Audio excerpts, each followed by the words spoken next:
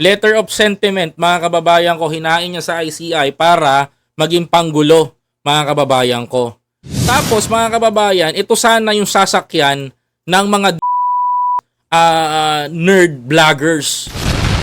Pag sinabi ko nerd, alam niyo na ibig sabihin, mga kababayan ko. Ito ho yung sanang sasabayan ng mga na narrative. Suddenly, mga kababayan ko, hindi ho nag-click. Kasi sa totoo lang, kahit ano ho ang pukol ninyo ngayon sa unang ginang, sabihan nyo ho na magnanakaw yung pamilya, magnanakaw ganito, matagal na hong sinasabihan ng ganyan, wala rin hong nakakalap na ebidensya.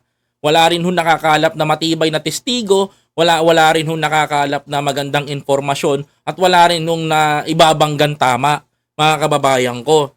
Kahit na pumukol pa po sila sila ganito, wala rin ho, mga kababayan ko, useless pa rin ho. Kaya nga sabi ho ng Malacanang, mga kababayan ko, according to Attorney Claire, mga kapatid, useless yung pagsasalita ni Santander, mga kababayan.